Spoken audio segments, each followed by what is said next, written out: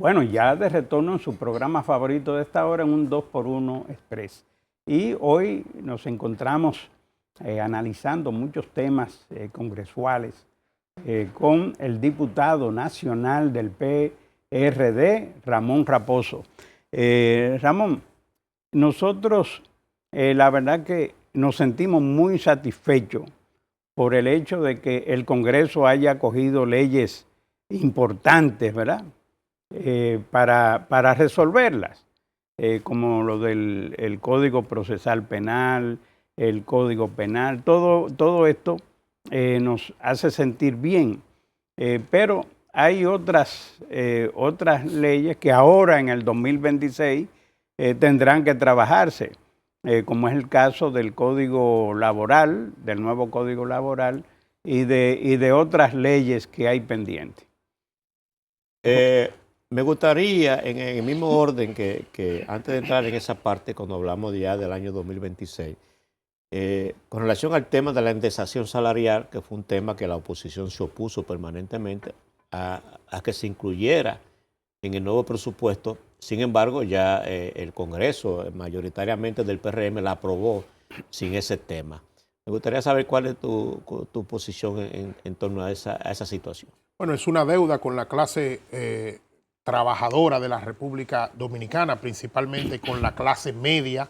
Nosotros fuimos de los que nos adherimos a que se debe respetar la ley. No es posible que haya una ley que establezca que se debe ir revisando de acuerdo a la inflación, la indexación salarial, que no es más que ese impuesto sobre la renta que cada uno de los dominicanos paga. Todo el dominicano que devenga más de 30,000 pesos, que se vaya adaptando a la realidad social. Nosotros entendíamos que por lo menos todo ciudadano que devengue cerca de 52,000 pesos no debe pagar impuestos sobre la renta, porque el propio Banco Central establece que una persona no vive y mantiene una familia de por lo menos 4 miembros si no gana por lo menos 50,000 pesos.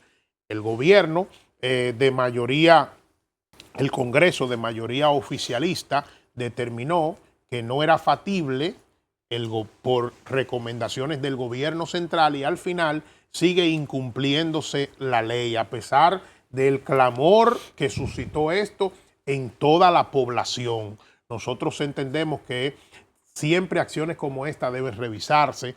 Hemos pedido y pedimos en todo momento al gobierno dominicano, a nuestro presidente, que ponga el oído en el corazón del pueblo, porque ustedes vieron que era una lucha no de la oposición, era una lucha de toda la sociedad en sentido general, que a pesar de que paga impuestos, ve su realidad, que muchas veces no se les retribuye. Al final se sigue incumpliendo la ley. Vamos a seguir el proceso de lucha. La mayoría congresual no escuchó ese clamor de la sociedad dominicana y yo creo que la sociedad le pasará dura en su momento. Bueno, interesante eso. Y yo creo que las leyes hay que cumplirlas porque si el Congreso hace un trabajo para hacer aprobaciones y ya se aprobaron y fue con tiempo, con mucho tiempo de antelación, hay que buscar los cuartos, hay que buscar cómo cumplir esa ley. Bueno, hablamos de futuro, ¿verdad? Ahora del 2026.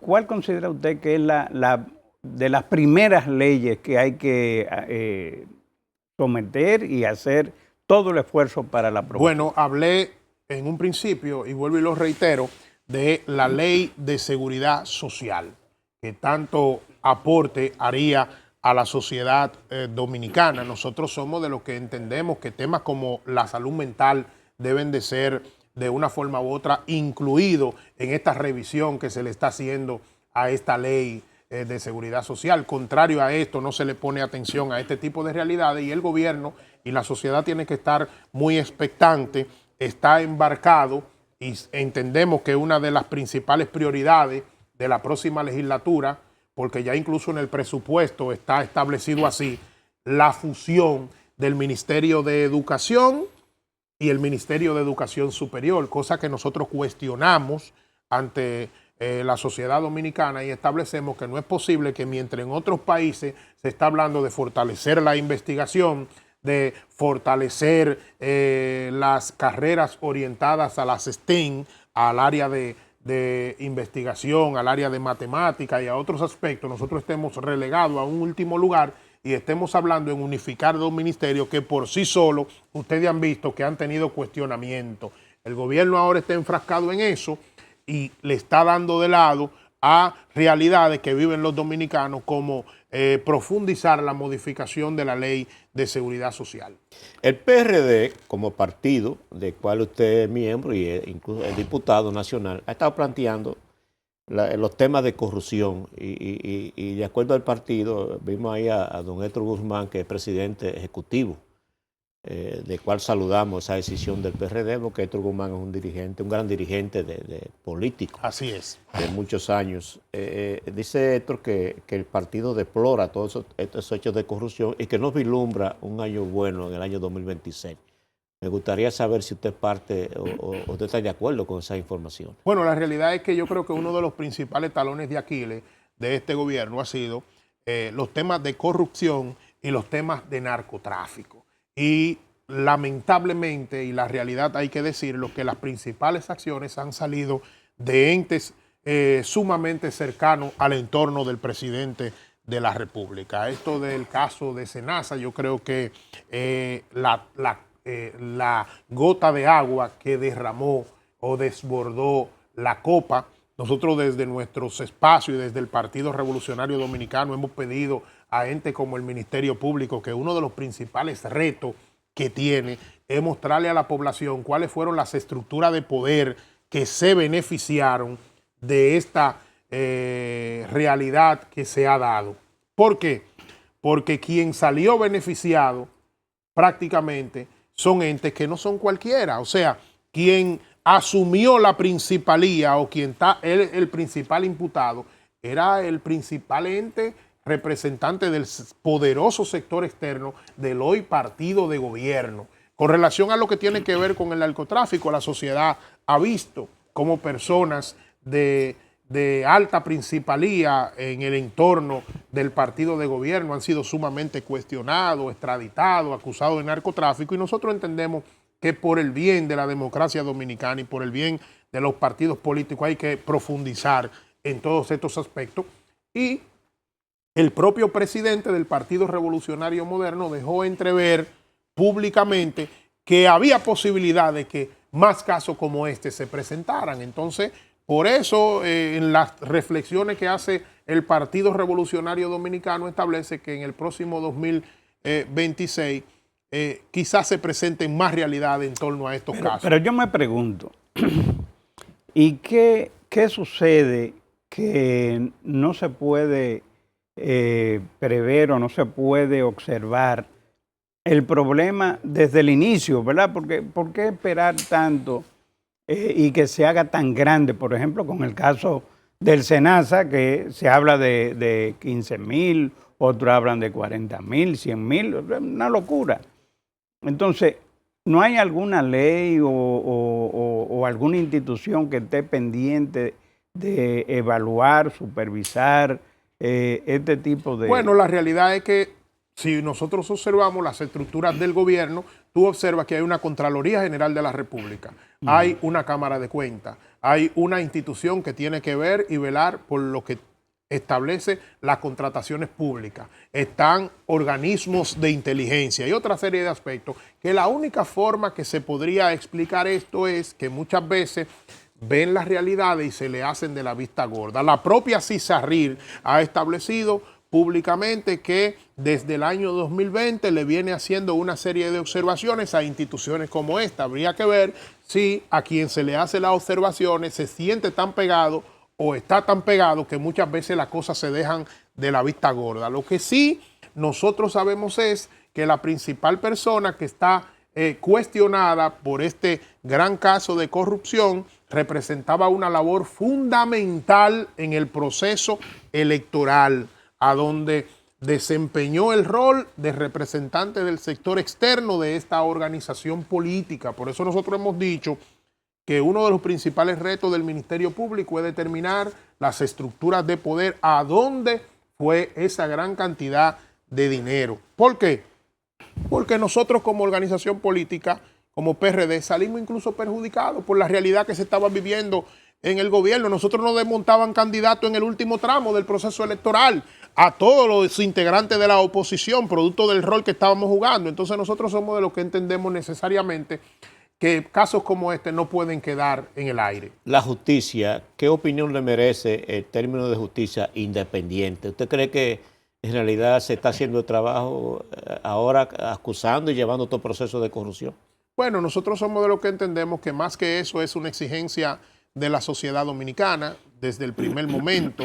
Entendemos que el Ministerio Público, más que recibir cuestionamiento de nosotros, debe recibir apoyo y sobre todo pedirle a los representantes del Ministerio Público, que han sido respaldados por toda la sociedad dominicana, que jueguen su rol, que entiendan el momento en el que están de la sociedad, que entiendan que cada uno de los dominicanos debe jugar su rol en el espacio donde está. Ustedes lo juegan como comunicadores y usted bien al inicio del programa estaba estableciendo el rol que han jugado durante todo el año. Nosotros lo jugamos como legisladores, entonces los entes del Ministerio Público deben jugar su rol. Lo que sí, por el bien de la sociedad hay que accionar. La propia representante del Ministerio de la Comisión de Ética e Integridad Gubernamental, doña Milagros Ortiz-Boe, estableció que ha depositado cerca de 57 casos de anomalía en el gobierno, lo ha depositado en el Ministerio Público, que hay cerca de 250 casos de los cuales se han detectado